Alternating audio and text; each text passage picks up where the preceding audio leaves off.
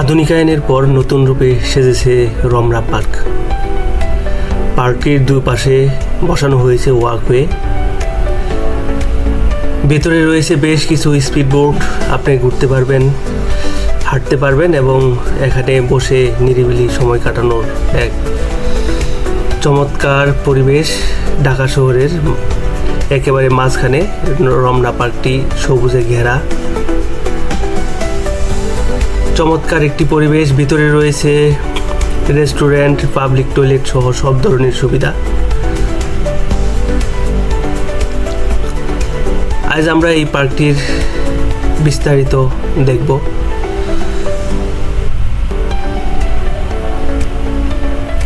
দেখা যাচ্ছে সবুজে ঘেরা প্রাকৃতিক পরিবেশ।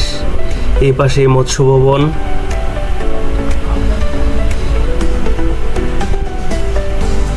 চমৎকার পুরো পার্কটি দেখা যাচ্ছে।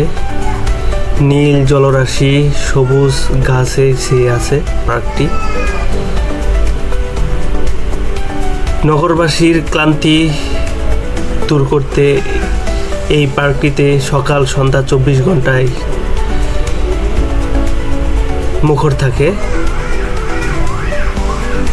তবে এই পার্কটি সবচেয়ে বেশি জনপ্রিয় সকালের প্রাতঃভ্রমণের জন্য। এখানে সকালে অনেকেই ব্যায়াম করার জন্য চলে আসে এই পার্কটিতে। সারা বছর পার্কটি খোলা থাকে। এই পার্কের অপর পাশে রয়েছে সোহরাওয়ার্দী উদ্যান, সেই ঐতিহাসিক সোহরাওয়ার্দী উদ্যান রয়েছে।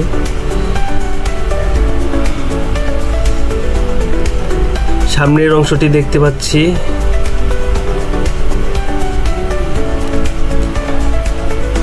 সামনে দেখতে পাচ্ছি হোটেল ইন্টারকন্টিনেন্টাল।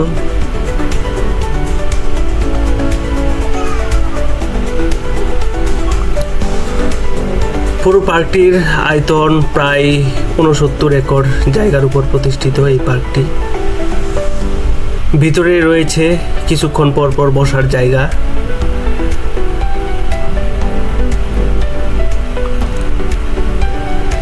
ঢাকা শহরের দৃষ্টিনন্দন এবং আধুনিক পার্কের মধ্যে এখন অন্যতম একটি পার্ক হচ্ছে এই রমনা পার্ক।